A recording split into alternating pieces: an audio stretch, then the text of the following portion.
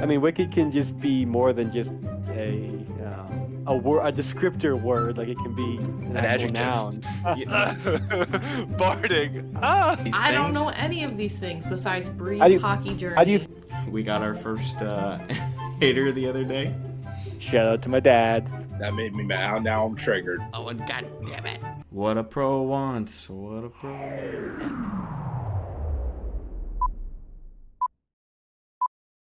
Folks, welcome.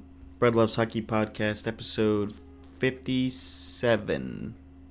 Yeah, nailed it.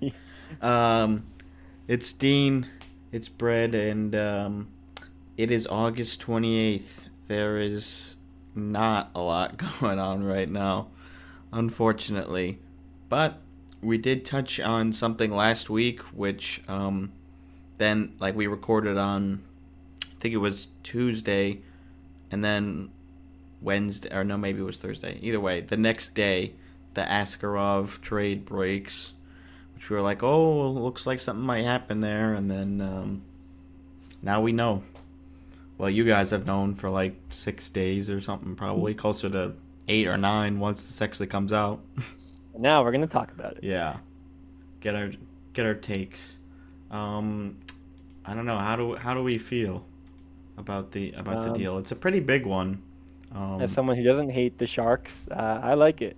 So Nashville traded Askarov to the Sharks.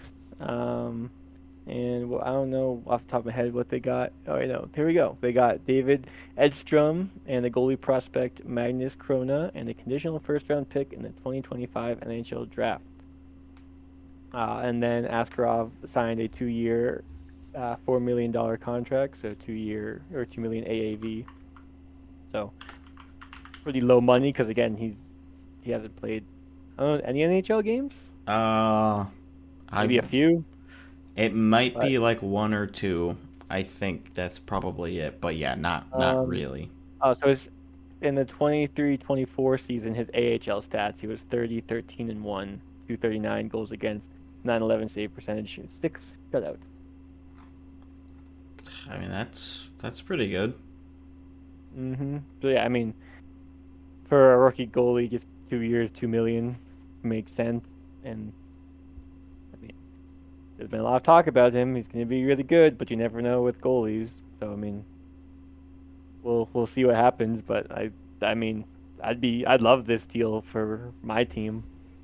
Yeah, I mean, it's not often. Like, I feel like I can't compare another recent trade to this for like a young goaltender because I feel like it just doesn't happen that often. Like, a lot of these teams are pretty, like, the super high-end goalie prospects usually don't get dealt with a whole lot. So this is pretty cool for Sharks fans, and I'm sure some Nashville fans are like, that's tough, but also we still have Saros. Like, I kind of get where it's like, when is he gonna really come in? I know Barry Trotz had this whole thing about like all their goaltending staff had a huge, plan for when he was gonna assume the role, but it's like, okay, they brought in a couple other free agent backups without like bringing him in. Like, if they thought he was gonna fight for a job in a couple of seasons, he probably would have played a little bit more. Which you say he hasn't played at all, right? I don't think so. It is kind of weird because like good goalie prospects don't just like grow on a tree. So having another one, like, even though again Saros is your guy, that's fine, but like you want to have goalie prospects in the pipeline. And worst case, well, not worst case, but if Askarov is good, then you have them competing, or you have a 1A 1B type situation. And then he's proven, and then you can trade him for even more value. Yeah, that's what I think. I mean, like, decision. Like, the value I think they got was pretty good. So unless they see something in him that other people don't and think he's not going to pan out the way people think, and like, well, let's trade him now while we can. Yeah, I've heard some stuff about like some of his off ice antics or whatever, and like the whole celebration with the goalie bench pressing the net. I don't know. Did you see that? No, that's awesome. He did. It was like after they won a shootout in the AHL. He bench pressed the Yeah, the there it net. is. I love that. So I don't know. Maybe there was like some other things, like he's just a little unstable that way. I haven't heard anything like that from the Preds. I think I've actually heard like the opposite. But I mean, you never know if they're actually gonna say that. But I don't know. I think it's a good bet for San Jose. They basically trade all like everything that they acquired in the Hurdle deal for Askarov, because they traded Vegas's first round pick, and Edstrom, who was the first round selection by Vegas that they traded. So yeah, it's basically Hurdle for Askarov, and then you also get Burke, the third round pick in 2025, and you give up Krona, who had been around, I think, for a little while now, and it wasn't really expected that he was gonna ever probably even compete for a backup job. So we'll see if anything pans out there, but definitely San Jose got the better goalie. For sure, yeah. But that's it for trades. So yeah, I think San Jose makes out pretty well. Do you think that he's gonna like? I think the expectation would be he competes for the starting role this year, right? In San Right. That was Jose. another reason he wanted to get traded was he wanted to play in the NHL. Yeah. So I think the expectation is he plays, I don't know, I would imagine at least 30 games. Yeah, I would. I mean, I would think so. With the competition right now being the former, both of these guys were New Jersey Devils goalies in Vanacek and Blackwood.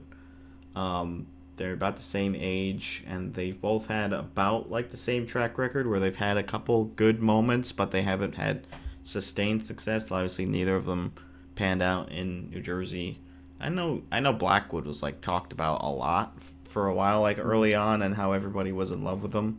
I was never on that train for some reason, and I guess that's one of the rare times where my intuition was actually correct. Not too Um, late to be wrong. yeah, I guess it's not. He's still only 27, so I can't count him out quite yet, but it doesn't look great. So again, for Askarov, I think yeah, this is like the best possible destination for him, especially on a short-term deal. Like maybe he does pan out, but well, I guess I can't see unless the Shark or he didn't want to play in San Jose, then he could get a payday somewhere else. But otherwise, probably just if he works out with San Jose, he'll probably just sign there.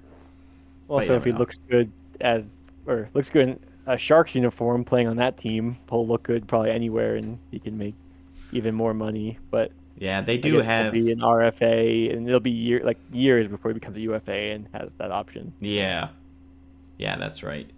He'll still be an RFA at the end of the contract because he's only what, 22. 22. Okay, yeah. Mm-hmm.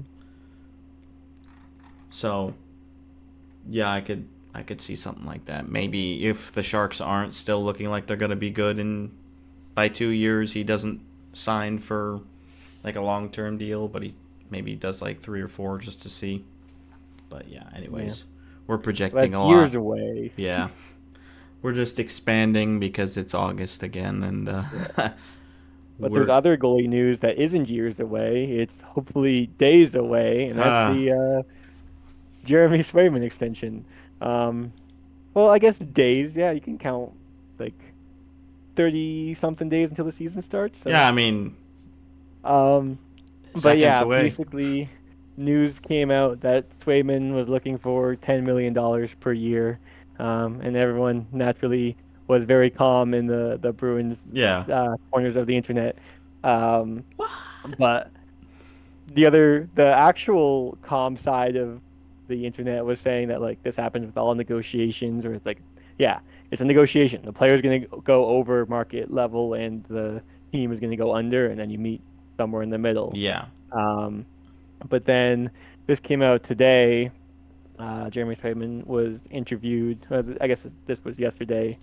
Um, and he said that if you were to ask me that question a year ago, basically like um, about his contract situation, I would answer truthfully and say it's scary. It's a lot of resentment towards people that want you to succeed, and when you're not being compensated for the endless efforts, it's a nerve-wracking experience because it's your family you're fighting for.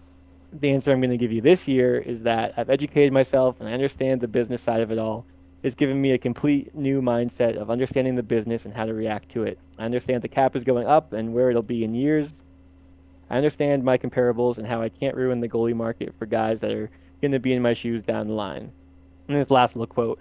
I went to the School of Business for the University of Maine and I love the business side of it all.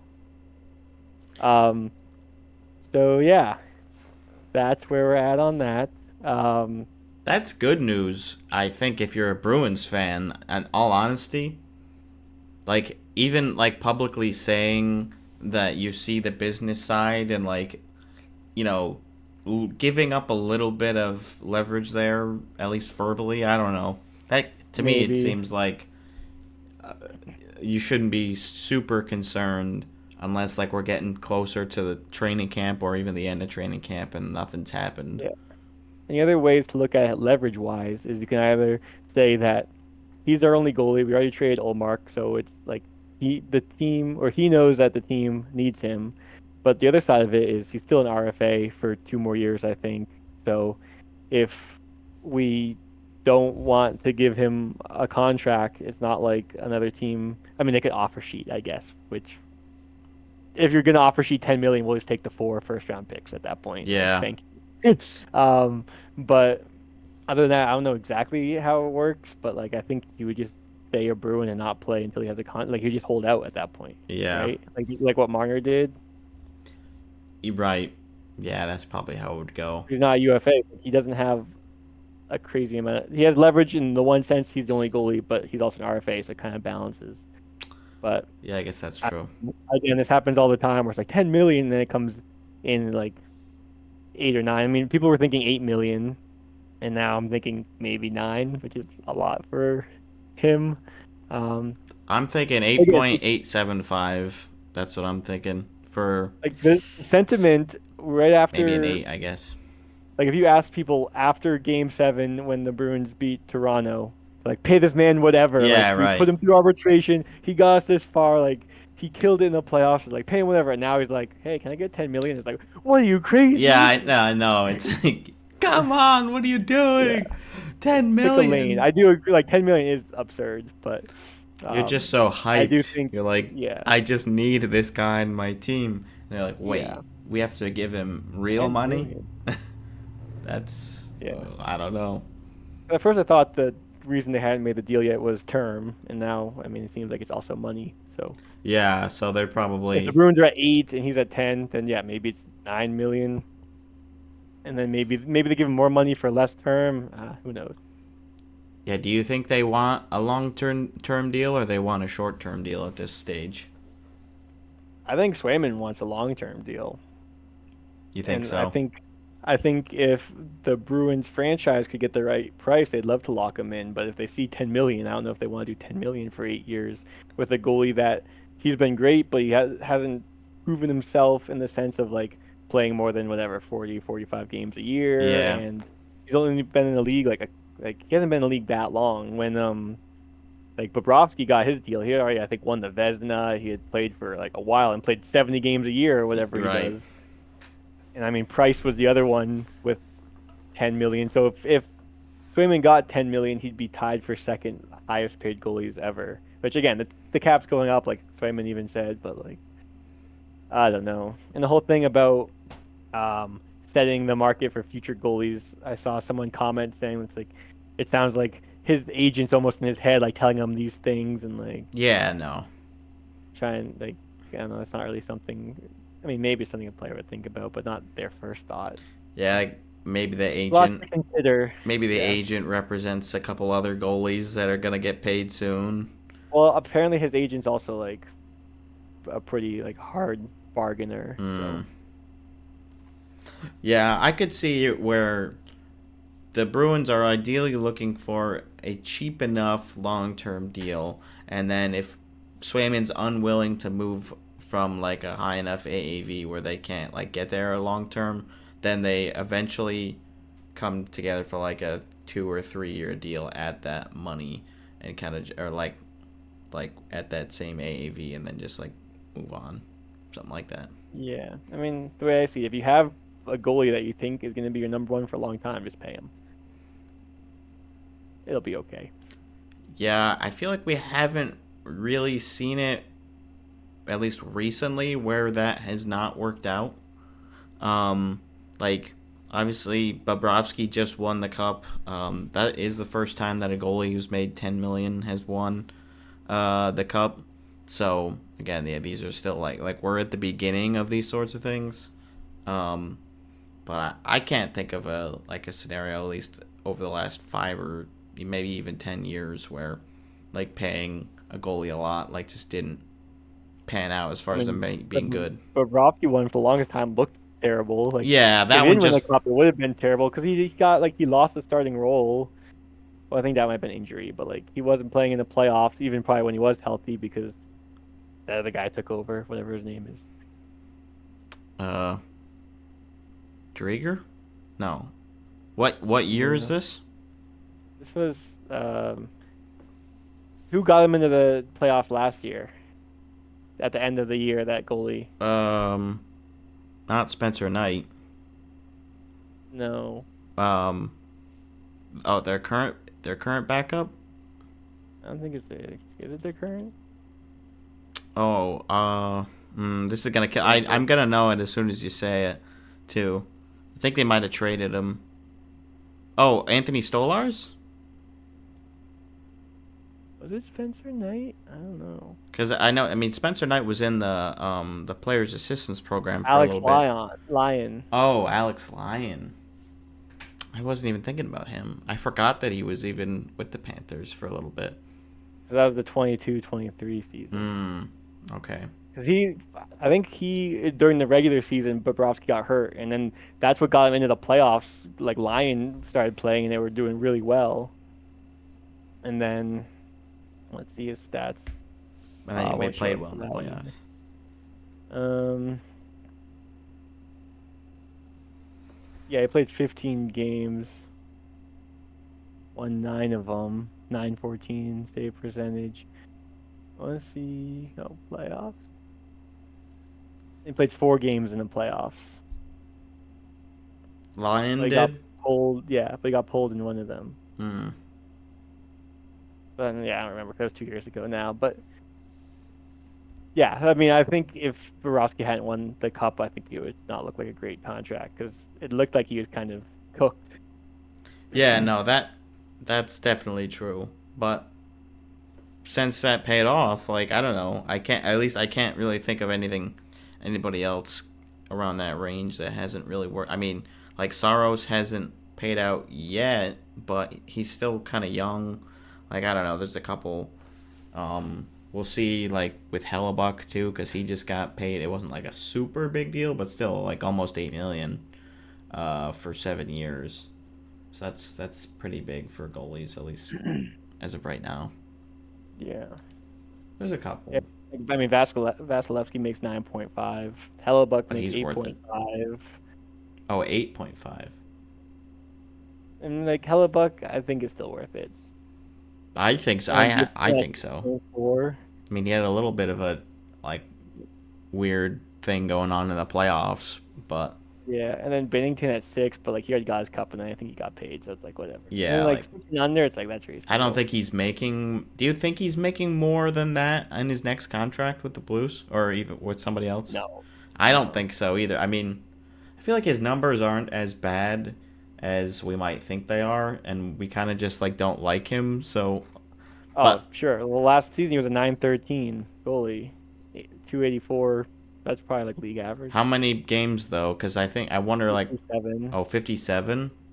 Yeah, see, that's not bad. Like, I don't know. I feel like we do crap on him a little bit for Yeah. but I mean, it's all well. I guess Good reason. the Blues defense isn't super good right now either. So, I still don't like him. So I don't want him to get much more. But Oh, you think that's enough goalie talk? yeah, we kind of We really milked that one a good amount. We don't have a lot to talk about, so we're trying our best. going We do have through. some more Blues news. That's fun to Yeah. say. Blues news. Did you see this, The Dean? Blues clues. Blues The Blues friendly. Yeah. Pretty Yeah. cool idea. I was gonna say I think it's dumb because I hate the Blues. Oh, but you would like it if the Yeah, Bruins did it. yeah, that'd be cool. You're exactly. So Um, what we're referring to is a new contract tracker available through the Blues app and on their website, which will give you up to date info on player contract details, status, and more. So this is the first time that like a team has really come out with their own like way for fans to track the team in this way, like publicly, which is cool. have you actually opened the link? You know what? I haven't actually. Is It's it borked? Uh it, oh. it could be better. Okay. Yeah. I mean, It's big. it is big. I'll give it that. Like, It's why do I need to scroll this much? it's the comments are like intern HTML project.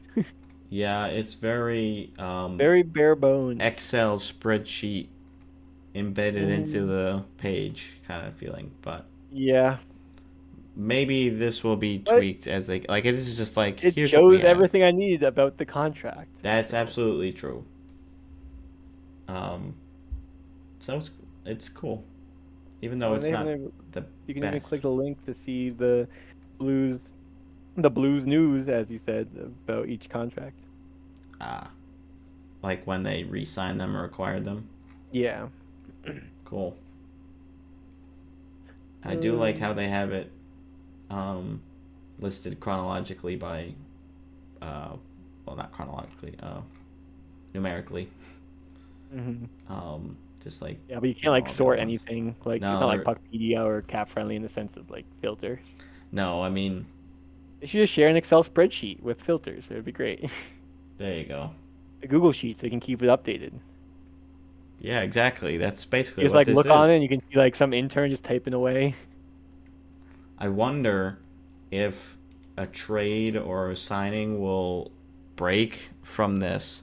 Like if it updates so quickly that I doubt that. no, me too. Even Cap Friendly, like Twitter will be quicker than Cap Friendly, and Cap Friendly's quick.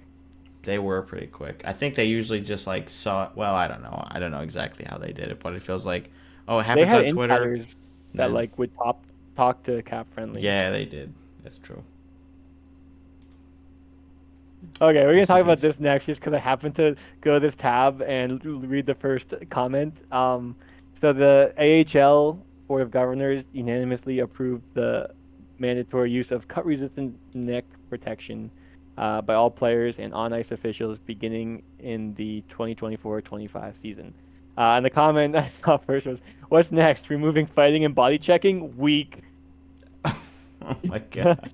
Um, but I mean, obviously, I don't have any complaints with this. I don't think you would either. I mean, the players might be like, it's a little uncomfortable, whatever. You'll get used to it. Same, it's like less of a thing than visors and anything that affects like visibility. Like that's why they grandfather in the visors and the helmets and all that. But like a neck guard, it's whatever. It's just another protection piece. And I feel like we talked about this back when that death happened, where it's like in 10 years we might look back and be like look at old highlights like we do now in the 80s, like that's all they wore. Yeah, like really, they weren't wearing neck guards. Like look at all that That's exposed skin. yeah, that's kind of crazy. So I imagine it's just like a matter of time before the NHL also follows suit. Yeah, yeah. I don't get what this guy's saying. Like, It's Twitter. It's the like internet. People can be mad about anything. is your take that that area should be exposed so you can body check or fight them in It, that area, or there like has to be more risk involved. You got to be playing for something, or you yeah, got to toughen up, have literal thick skin so that your neck can't get cut. yeah, right. If if there's no element of extreme danger, then I don't Yeah. even know what we're watching this for. Yeah, I'm not gonna watch if there's not a chance someone dies. Yeah. That's like what I'm getting. Like people who watch NASCAR just so they can see like somebody get into a horrific wreck. Yeah. And but I think pretty much everybody that replied was like you're an idiot. So, Probably. Yeah. that's good. This is good news though. it's good to see something, positive coming out from the unfortunate Adam Johnson incident from last season. So we'll see what happens with the other leagues going forward. But yeah, again, not gonna be very surprised if this is successful and is the norm going forward. Mm-hmm. We got more stuff. I don't know what we got, but we got more of it. I was looking. I also had another duplicate, the BluesFriendly I had put, and you had put as Oh, well. okay, yeah. You can pick the next thing. Thank you, Dean. How about the Penguins Mount Rushmore that I saw on Twitter, and there were some people like talking about other teams that have a more impressive one, but I'll just quickly read the stats that this person on Twitter posted for this. 4,138 games played, and I'll name the players at the end. 2,219 goals, 5,694 points, 10 Stanley Cups, 2 Calder's, 7 Hearts, 10 Ted Lindsays, 15 Art Ross trophies for Yager, Lemieux, Crosby, and Malkin. So, yeah, I mean, that's a pretty, one of, the most spoiled, I guess, franchises, at least over the last, 40 or so years. And I assume So that's pretty all, good. like, the 10 cups, it's counting, like, when they were only on the Penguins, right? Yeah, I believe. I imagine it's not like Yager, whatever, doing on his other 20 teams. Yeah, I guess I would have to check. I think it is because someone else commented that Hal Eiserman, I don't know how to say this guy's name, Del Vecchio. Delvecchio. Yeah, I saw his name in there, and I was like, I can't believe I haven't heard of this player at He all. must be a really old dude. And Lidstrom have 59, 87 points with the Red Wings, multiple cups and other hardware. So like that was a comparison. Yeah, yeah. So that's probably what they did. I'm wondering if they I assume they didn't double dip six, both Crosby and Malkin count for one. I would assume they wouldn't do that. Oh well, no, I think if they won the cup together, that's 2 rings. Is it really? That's Because I feel like Lemieux. Well, okay, maybe actually no. Lemieux probably didn't. Yeah, okay. Alexander Develcio. Yeah, he probably did. He played. Let's see. In the 1950-51 season, he played for the Oshawa Generals and the Ontario Hockey League. So yeah, he played for the Red Wings in the 60s. So Hmm. that's why. Okay, well, I feel a little bit better about that then. He is 92, Oh, still kicking. that's yeah, wow. So the argument was that the Red Wings probably have or you could argue have a more impressive Mount Oilers, Rushmore. Gretzky, Curry, Messier, and McDavid. Yeah, also pretty good. Um, yeah, And that one interesting. So this is could on be the more. just the r/hockey. Someone said for the Bruins, Esposito or Bork and Shore. But like I was thinking, my first instinct would be Bork or Bergeron and Chara, because again, I'm a younger fan. But Yeah. I don't know, like, but someone in like I think it was in the Bruins subreddit when this was also talked about, was saying that like it has to be Esposito because he had let's see if I can find it. 2 Hearts, 5 Art Ross, and 2 cups for Esposito. It's like Okay. kind of a lock. Yeah, that And Bergeron. Bobby Orr obviously had 8 consecutive Norris trophies. Yeah, you can't pass that up, can you? Yeah. Yeah, then you And got like Bork, Neely, Busick. Yeah, there's a lot, obviously, for a long history, but yeah, for uh, Vegas, it would be maybe easier, or I don't know if it'd be easier or harder with less. Like, there's not as many huge standouts, but yeah. I don't. I feel like I'd have to kind of go by the numbers, quantify it a little bit. I mean, definitely Marchessault. Um, pretty good. I would say definitely Carlson as well. But then, I don't know. Fleury wasn't there for as long as you might think. So do you just put another player that won the cup? like Eichel because he's there now and he's good, but he also hasn't been there that long. I know it's Stone. it's very difficult. Yeah, you throw Yeah. Stone in there, you throw one of the defensemen like Theodore Petrangelo. I mean, yeah, I guess Petrangelo has a cup from when he was with the Blues, which you wouldn't count, but it's I don't know. It's not really as interesting with Vegas just because of how young we are. But it's kind of fun to think about, like, at least who I would put on there. Maybe if you kind of flipped it as more of, like, faces of the franchise, or, like, maybe not, like, the most impactful points-wise, but just, like, as part of being, like, a member of the team. I don't know. Be a little bit different. Mm-hmm. Yeah. Probably have Fleury on there for that, then. There you go. But, yeah, that was fun. So since it's a light news week, I also added this Nesson article. I mentioned this on the podcast before about Matthew Tkachuk and how he's a bum because he fought Pasternak and waited till everyone else was off the ice, all like the actual fighters. Yeah. And Tkachuk was on some podcast talking about this fight and gave some more insight I wanted to share. He said that he was like talking to the ref or whatever, and or whatever. And since there was like no captain on the ice, Pasta came over and was talking, and Kachuk said, "Tell you guys to stop being idiots, otherwise I'm coming after you." Just like to talk or whatever. And then Kachuk went on to say, like, let's just fight next shift. And he didn't say no. He wasn't like backing down or scared. A lot of respect for him. I'm not like the toughest guy in the world, but I mean, I don't expect a guy like him to fight in general. Then the part I did know about was Pasta was basically like getting permission from Monty to fight. Can I go? Come on. Yeah, and Montgomery was like, all right, go ahead. Then Pasta told Kachuk, I'm going out next shift, power play, let's do it. Kachuk was like, I don't do PK, but I'll see you out there. I turned to Paul Maurice and I'm like, Paul, I'm going out next shift. I think he was like, no, Chucky, it's a PK. I'm like, Paul, I'm going out to fight Pasternak. He was like, all right. All right. I thought that was funny. Yeah, that is. I still don't like him. At least he said he's not that tough. Yeah, there you go. I still like him better than Brady, I think. I don't know. I go back and forth. I don't like either of them. Yeah, I figured you didn't. Which is a fun contrast to Owen, who loves them. Mm-hmm. I could take him or leave him, so right in the middle. Yeah. I'll add one more very summer type news, also somewhat Bruins related. Zdeno Chara just completed his first Ironman. He's run like 2 marathons already, maybe more. I don't know. Just adding to his legendary status. For anyone who knows about Ironman times, he finished in 10 hours, 40 minutes, and 48 seconds. So I'm sure that's good because it's Chara. Yeah.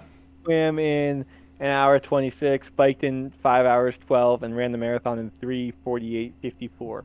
Anything under 4 hours is very good, I believe. Yeah, wow. But yeah, he's an athlete, so I'm sure it's very impressive, and I could never do it.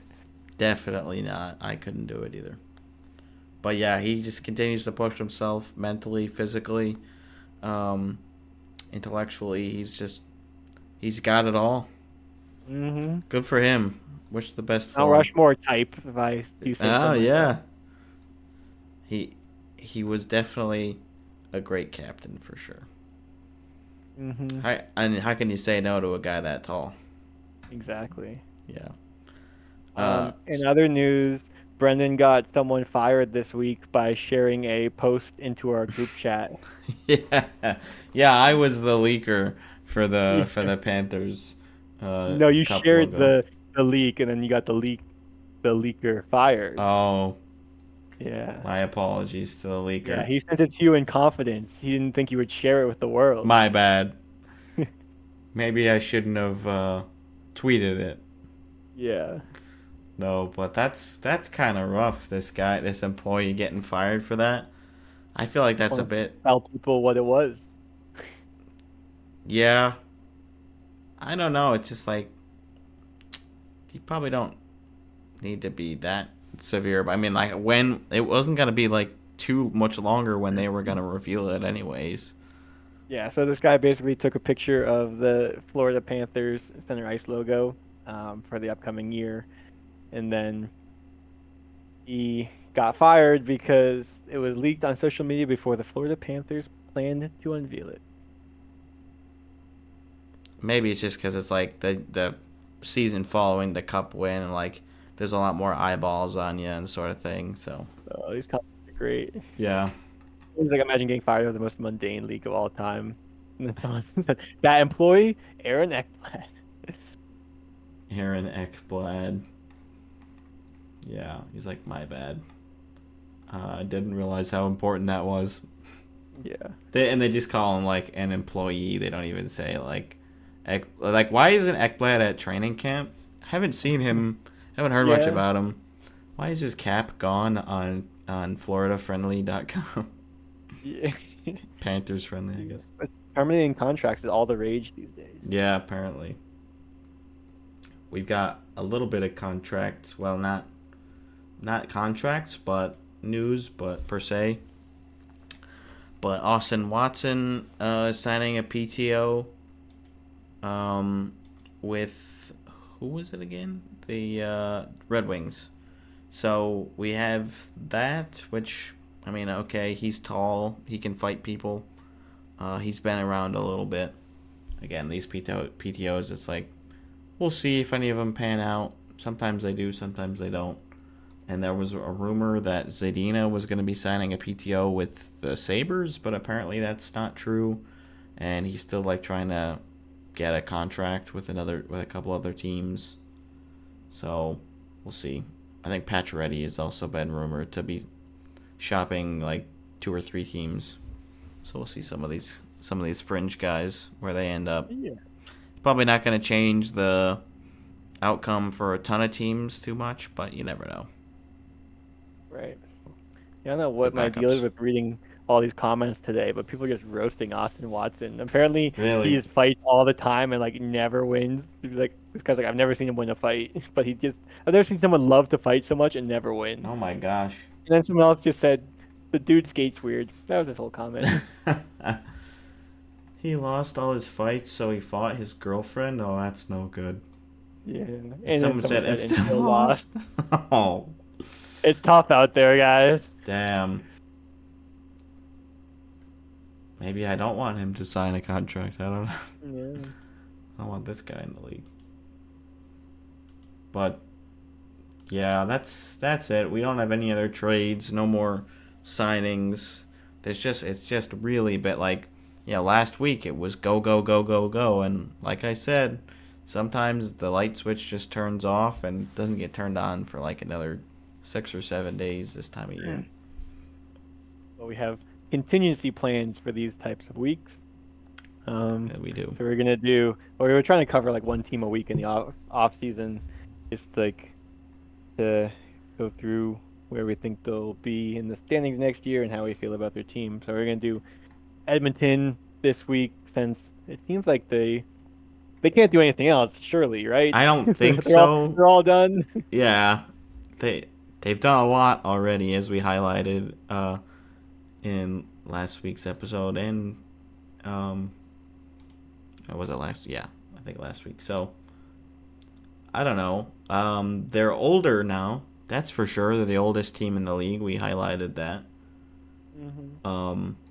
And Might be the best team we have covered so far, off season wise. yeah, you could debate that. I mean, yeah, Maybe? probably. Who else? The Capitals. I'm trying to think who else we covered. I mean, unless you think Ottawa, Vegas no. is better, Buffalo, but no. Did we already do Vegas? yeah, we did with Gifford.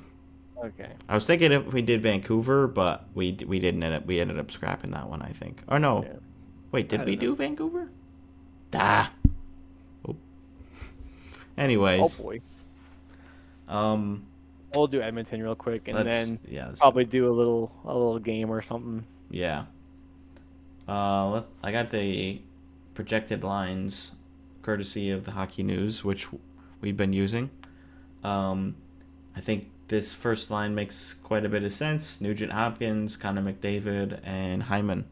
So Quality first line. Good job, Oilers. yeah, that's gonna work out pretty well. I Offense think. isn't your problem. No. We know that. And then second line, Jeff Skinner, Leon Draisaitl and Victor Arvidsson. So that'll be a new line if that's what they end up going with. I think that could work. They'll probably play around a little bit with those wingers. Maybe slot Janmark in. Maybe I don't know if you can put Corey Perry on the second line, but maybe just mess around a little bit there. But I think that's pretty good. They're a little bit older, but Yeah, I mean, Drysdale can carry that line easily. I do think so. And then Janmark, Henrique, and Perry. So a couple former Ducks, and then Janmark, who stuck around for a little bit. I think that could work. That is probably a slower line, though. Like, those are all kind of slow guys. Yeah. So that might be the concern there. And then Podkolzin, Ryan, and Connor Brown rounding out the bottom pair. Not pair. Jeez, oh, I keep doing that. Fourth line. I should just say fourth. Yeah, I have no issues with, well, for the top two lines, you have two of the best three hockey players in the world. So, again, good job. Oilers. Always going to be good.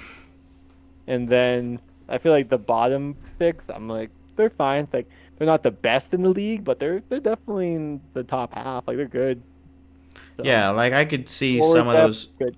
I could see some of those players on like top sixes on other teams potentially. Maybe not like everybody, but some of them. Mm-hmm. Which is good. But again, it is a little bit older. And then we'll move on to the defense. So we've got Ekholm and Bouchard. I think that will work out tremendously once again. And then so they have Nurse and Emberson, who they just acquired since Cece is gone. That's gonna be different. I don't know. They're gonna have to keep messing with Nurse until they find somebody they can pair him with that will actually work. Like that will get the best out of both players. Like, okay, maybe Nurse doesn't have to be as mobile, or like he can be a little bit more physical if we can get Emberson, like, who's willing to like get to those dirty areas a little bit more. And then Kulak and Josh Brown on the bottom pair, which sure, yeah. Not much to say about them, but yeah, top pair, great. Second pair, it's like, I mean, Darnell Nurse gets a lot of hate because of his contract, but like, he's not that bad, but he's also not that great. Yeah, like I do kind of worry that like this is definitely a worse decor, I think, than what they had in the playoffs last year. Mm-hmm. So I think this is probably their Achilles heel, along with how Skinner and Pickard do, the goalie tandem, because Skinner is still kind of going back and forth on how well he's performed. So we'll see how that works out this year, but I don't know. I don't think I expect them to drop off or anything like that, anything super big. They also have Kane, but he's gonna be injured. Yeah, I didn't mention that too. He'll be like, well, people don't know. Well, not people. I guess the friend, whoever doesn't know, how long the injury will be. I think there's surgery involved, so it's gonna be at least a few months. But I mean, depending, it could go later into the season. But I mean, he should be good for playoffs and the end of the regular season, it seems. So that'll be a good bump to the forward depth. Yeah, I think that will bring a lot, because then they'll be able to bump one of those second line wingers down, I would think. Yeah. I assume you still have them in the playoffs. I do, yeah.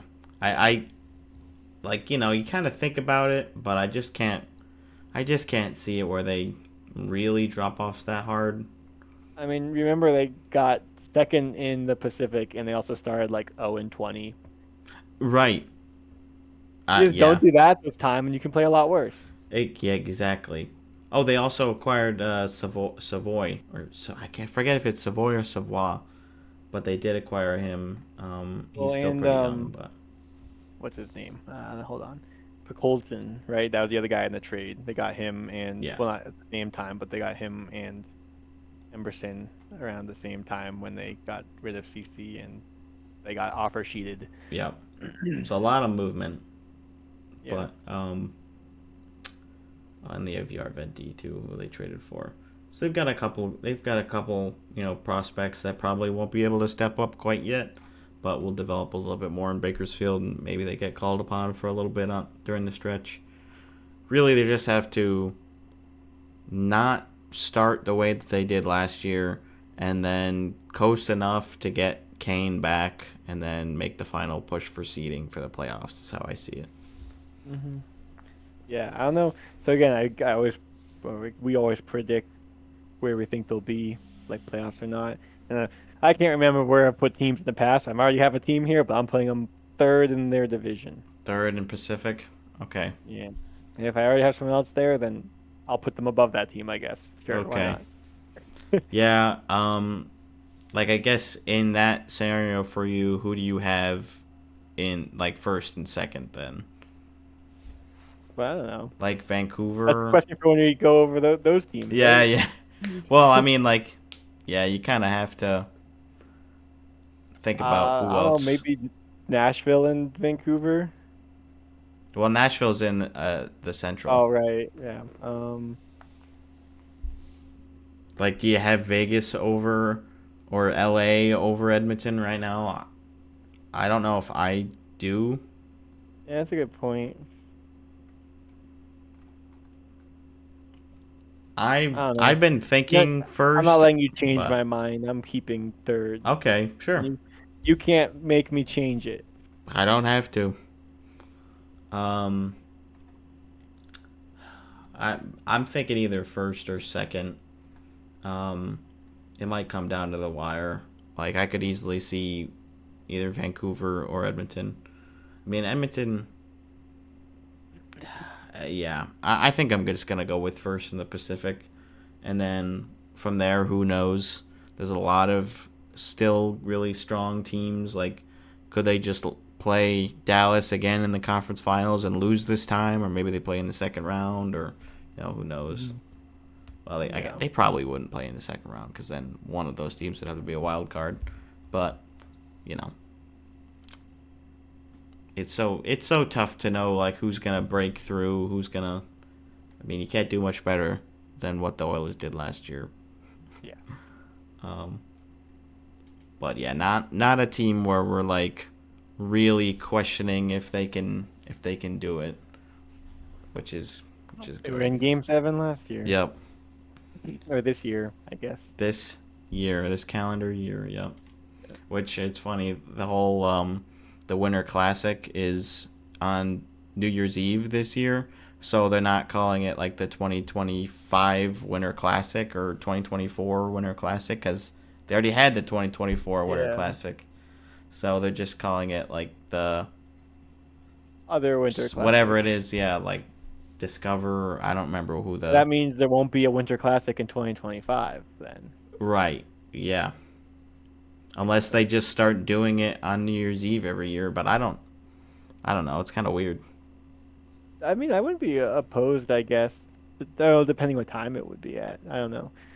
Like that I think it could strike be of fun. midnight, they start playing. Yeah. The puck drops Yeah. when the ball drops. Dong. The first I hockey mean, yeah, it'd be kind of game. fun, like sleeping in the day after New Year's Eve and then waking up and watching hockey. Would have been kind of fun, but I could also see it being fun just like before going out or whatever. It's like a New Year's Eve party, Yeah, like yeah, you just go to a bar and you just have it on, I like guess. 4 o'clock Eastern.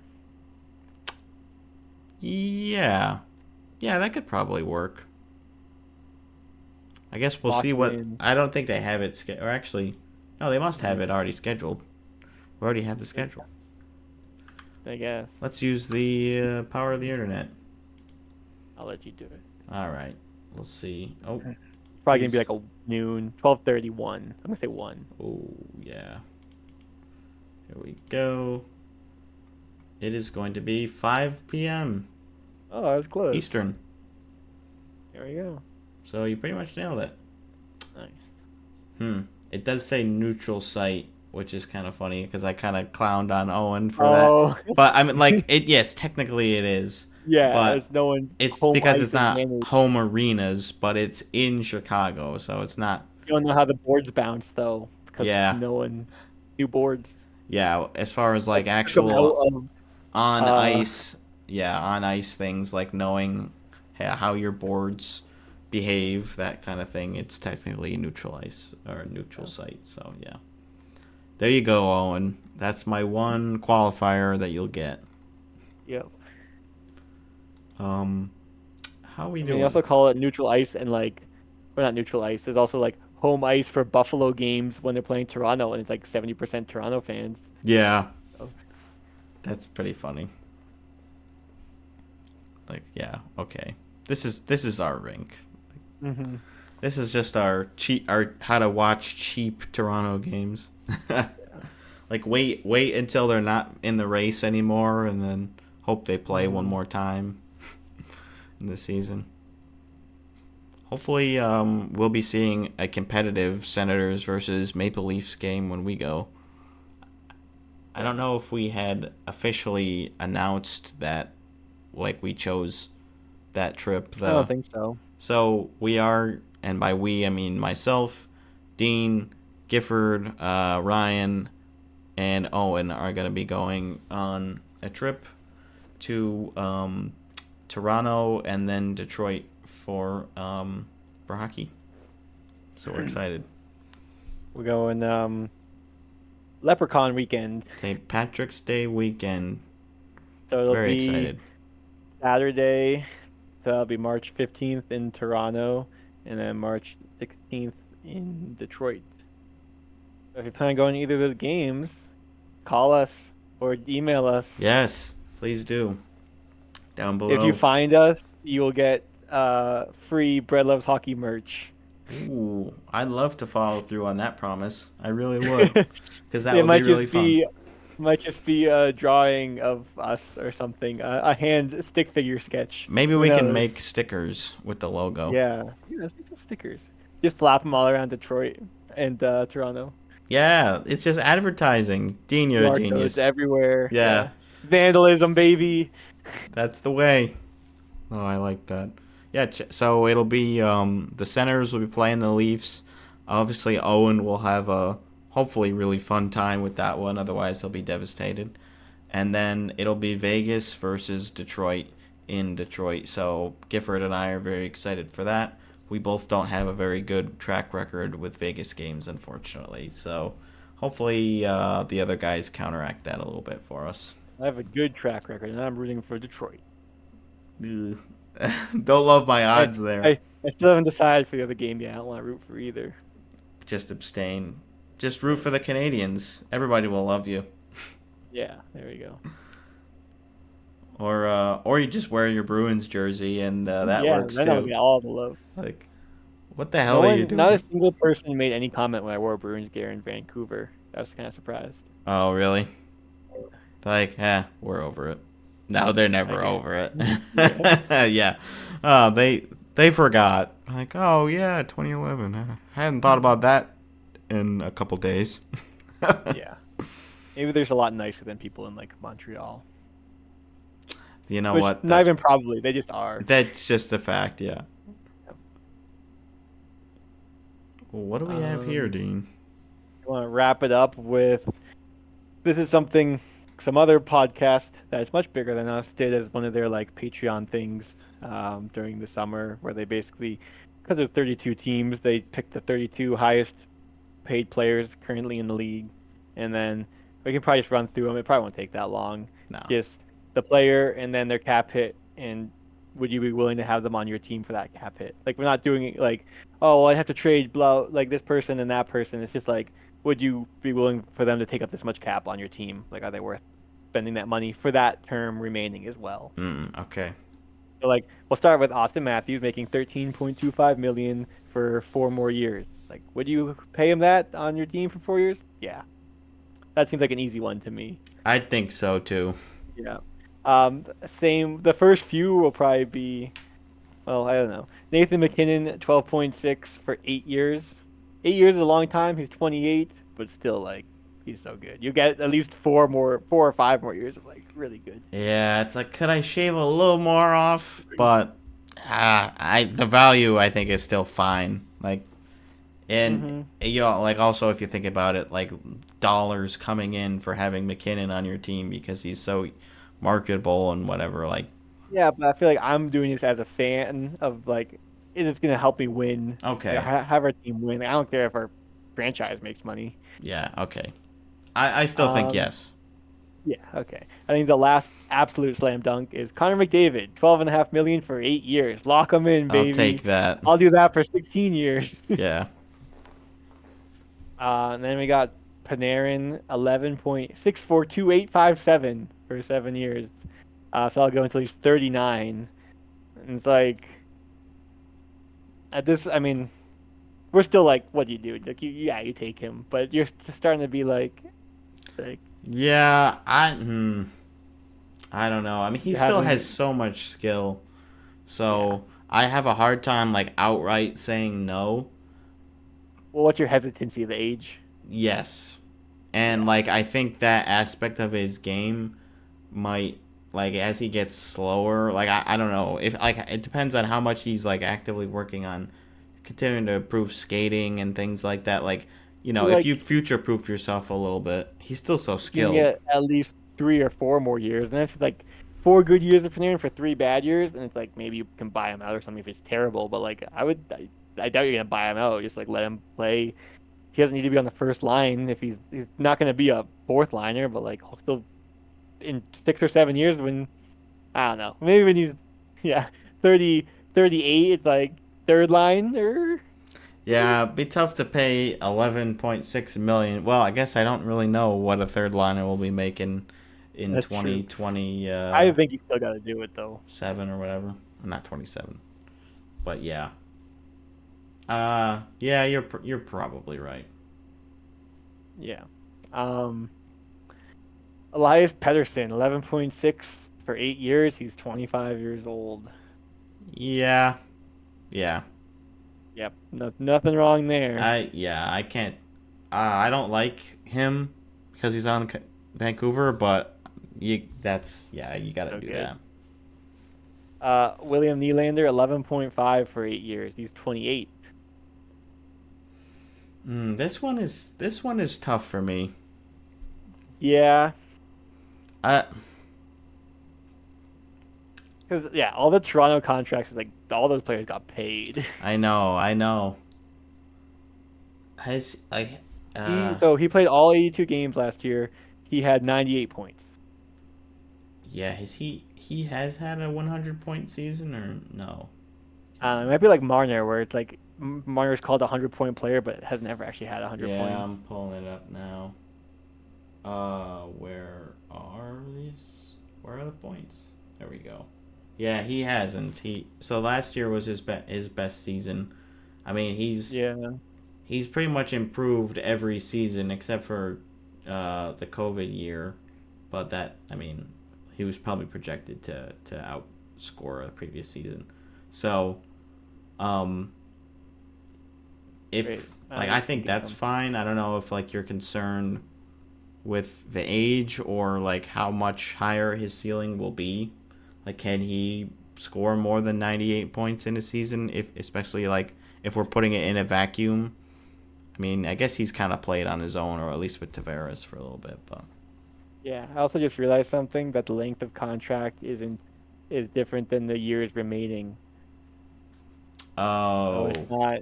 So because I was like Eric I Carlson does see. not have 8 years left. Um, Yeah, okay, yeah, you're right. I'm gonna look at the expiration year. I don't think that changes anything because we didn't say. Well, Oh, okay, Panarin so expires. Oh, Panarin's 25, only got one. 26. Yeah. Oh, so So definitely then. never Like, mind. Forget everything. We got to start over. Nah. it was a good hypothetical. Yeah, yeah. That was still a But fun yeah, thought experiment, even if it wasn't true. yeah. So just for Panarin for 1 more year or 2 more years, like definitely. Especially. Anyway, yes. Yep. And then, but Nylander, he just signed. He's on his first year of an 8-year contract. But yeah, anyway, I think we decided both yes for him. And here comes my first no with Eric Carlson. He's still at 11.5 million, and he is on year 6 of an 8-year contract. He's got 3 more years at 11.5. He's 34 years old. Do we agree here? You want him on your team? No. No, I don't. No. All right. Tough Next. to say. Pasta has 7 more years left at 11.25. He's 28. Obviously, I'm going to say yes. Fantastic. Best contract in the league. You're right. I think yes. I think yes. Thank you. It's not like a slam dunk for me, but I do think ultimately yes. I mean, he's a superstar. He absolutely is. Little bit older, but again, not like that. This is when you pay these guys, and this is still you think this is your window, so you want them to be around during these like prime years. So I think yes. This next one would be interesting if Tavares was still a better player, but 1 year, 11 million, like 1 year remaining. Sorry. And, if it was in his prime, I might do it. 1 year on the team for 11. Even then, like at his best, was he an $11 million player? He was really good though. He was. Rasmus Dahlin just signed an 8-year contract, 11 million per, 24 years old. This is where I go, I think so. Right. He's so young, you don't know his full potential, but like, I guess you want to lock that in because one, like we talked about this when it got signed. It's like it's either a really good deal for Buffalo if he gets really good, or it's not great. But again, the cap's going up. Like, I don't know. This one's tough. Like, I don't think it's a super good value, but I do think it's a good enough player where you're willing to make that overpay, especially like, well, I guess we're not thinking about the Buffalo situation. We're just thinking about the player. So, yeah, I think, man, that is tough. It's. I think I'd do it. I'm gonna do it. 11 million is kind of a lot, but I do think he is like that is your number one guy. So, He was your first overall pick. Like, right. He's still so young too. Like we don't know. I don't know what the ceiling is there. I want to see what his point totals have been in his career, because they could blow. I mean, yeah, he had a 92 point season in 22-23. I mean, everybody on the Sabres was scoring that year, but still. Right. I wouldn't doubt him replicating that. So, I think I'm okay with it. Okay. What about Drew Doughty with 3 years left at 11 million per? He's 34 years old. I don't think so. Nope. Sorry. He doesn't provide season. 11 million value for a couple more years anymore. All right, Mitch Marner is on the last year of his $10.9 million contract. I would take this guy for a year. 1 more year. I think just a rental player for like, well, you have him for the whole year, so. Yeah, you have him for the year. You see, like, if some of the stuff, especially with the playoffs and the yips and all that stuff, kind of gets eliminated. And oh, how great would that be if he goes to Boston and then he just like wins the cup? Oh my God, the tears in Toronto would be. It'd be better if it was Matthews, so sweet. Though. Say again. It'd be better if it was Matthews. Oh, that, gets traded and wins the cup somewhere else. Yeah, no, that's true. But I mean, he's captain now, so I feel like my our bet is not gonna bode well for me. Oh, well, actually, yeah. I don't know. Because I thought. No, I said Matthews. Yeah, you said Matthews, so I don't know. All right, this next one's an interesting one. Jonathan Huberdeau has 7 years left at $10.5 million. Do you think he can get back to being a 100-point player?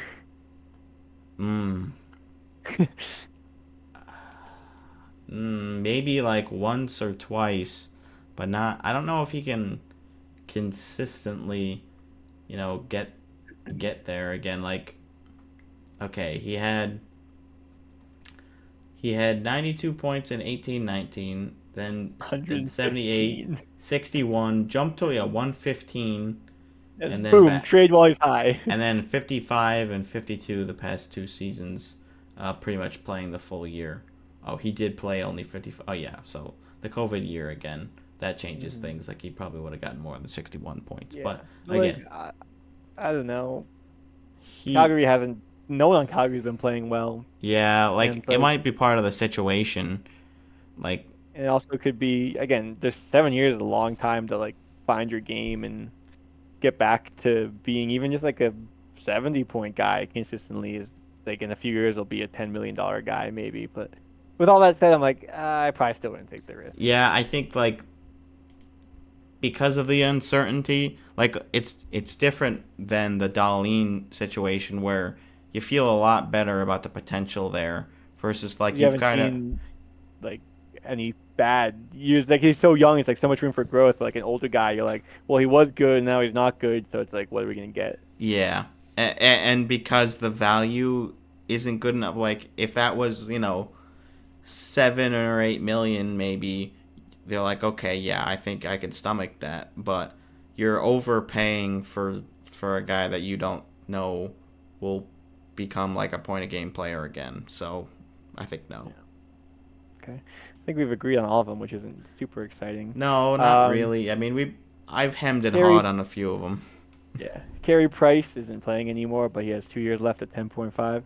You know, let's have an argument. I want him on my team, definitely. Yeah. Oh, I'm sorry, Dean. I have to You're agree. crazy. How can you not want Carey Price? He's in his prime right now. He's 37. Yeah.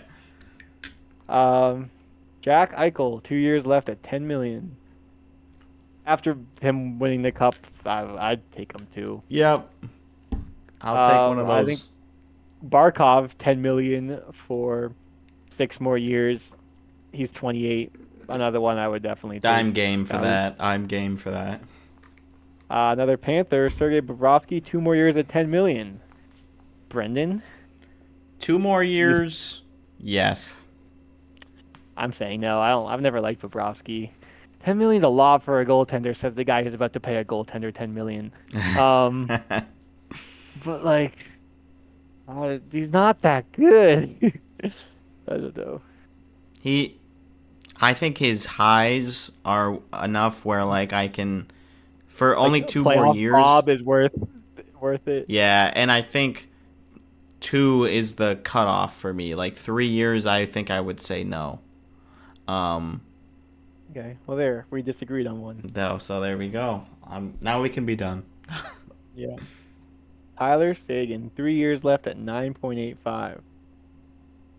Had 52 points in 68 games last year. Um, hmm, I nine was so bummed when we traded him, but like, 9.85. and he was good for a while on Dallas, but the first year we traded him, he had 84 points. Yeah. That was his highest. That was a good time to trade him. No, I'm saying the year after. Like we traded him, Oh, and then he got 84 points. that was a That bad hurt. time to trade him then. I Um, I don't know. I'm very split on this. I feel like I'm leaning towards no, but I don't know if I'm talking myself into it just because of like I'm gonna some say of the other no. things. I feel like the 9.85 is almost like where it's like the 99-cent thing, where it's like it's not really 10 million, but it's basically 10 million. And I'm like, would I Yeah, pay him 10 million for 3 years? Probably not. So I'm gonna say no. yeah. No, I It's a think no I for think so me. too. Johnny Hockey. He has 5 more years left at 9.75. He had 60 points for Columbus in 80 games, 81 games.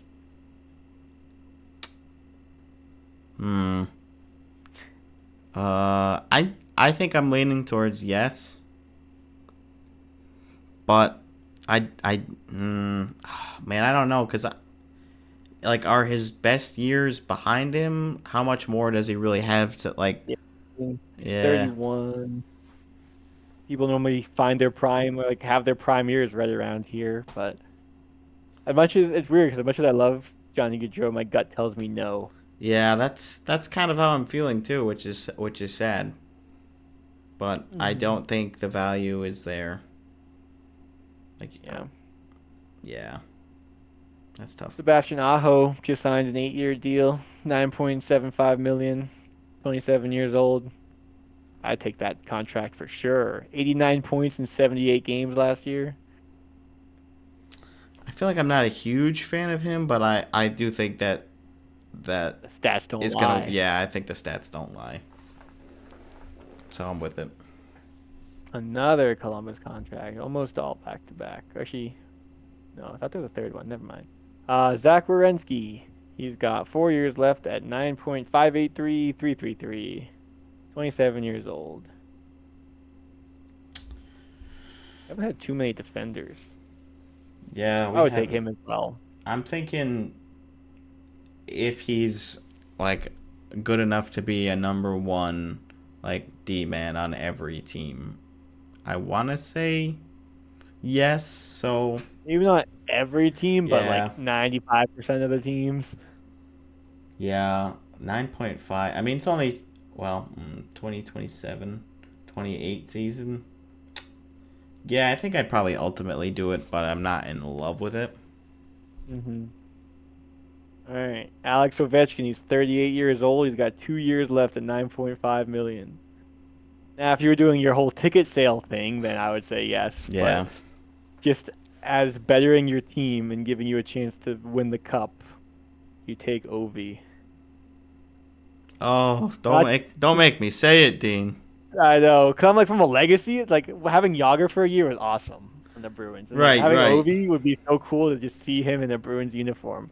But like to make the team better, it's like yeah, the power play would be great.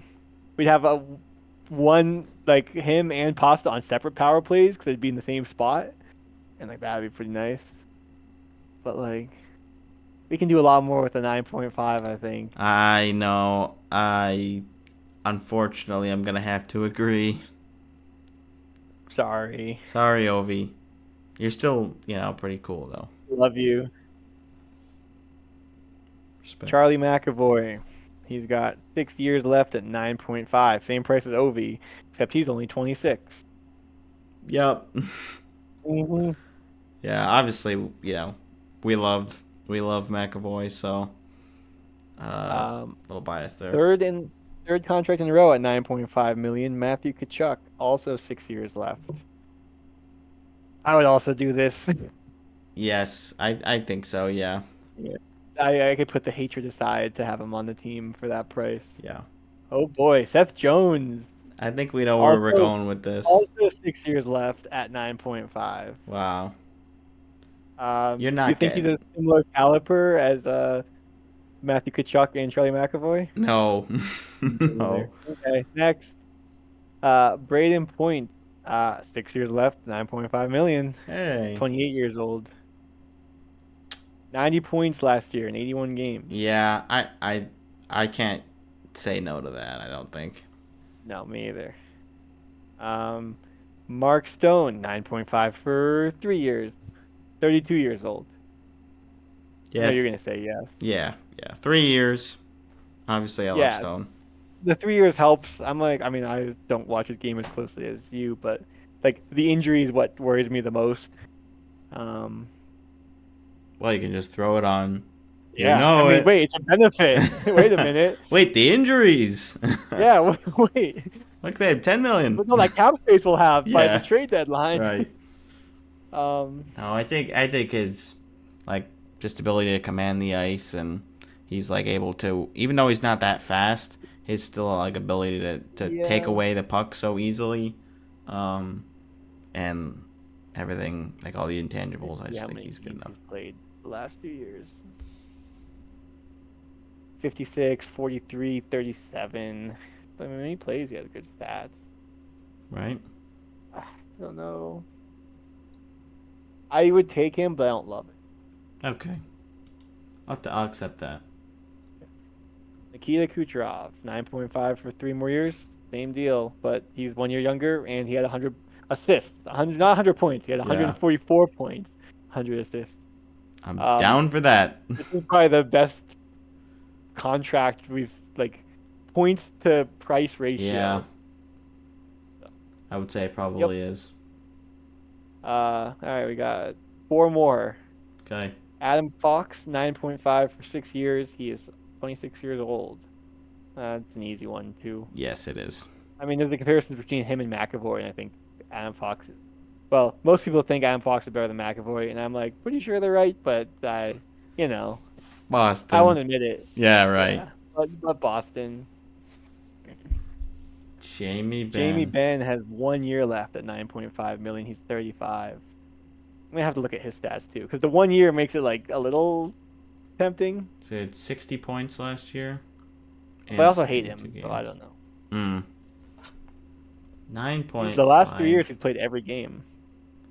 Yeah, I guess that's valuable, but like 60 points, 78 points, 46.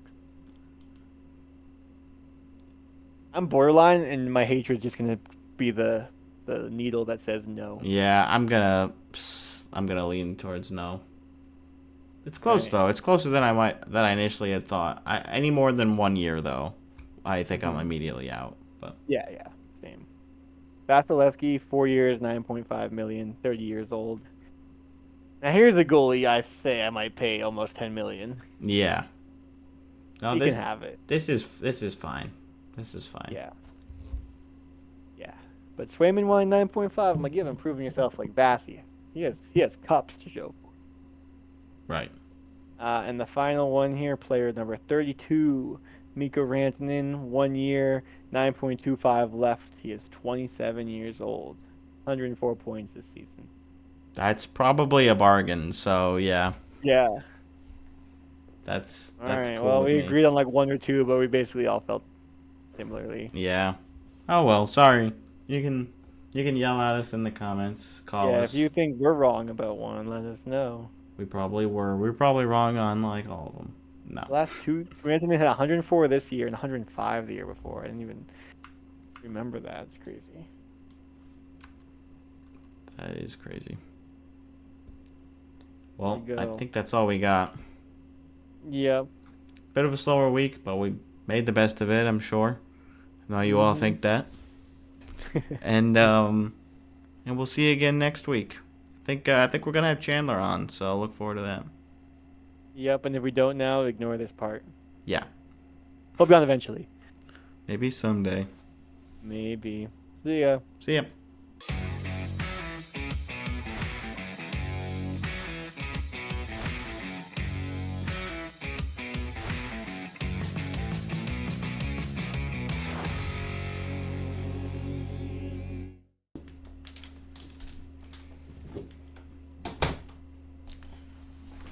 Ah, Dean, I brought desserts.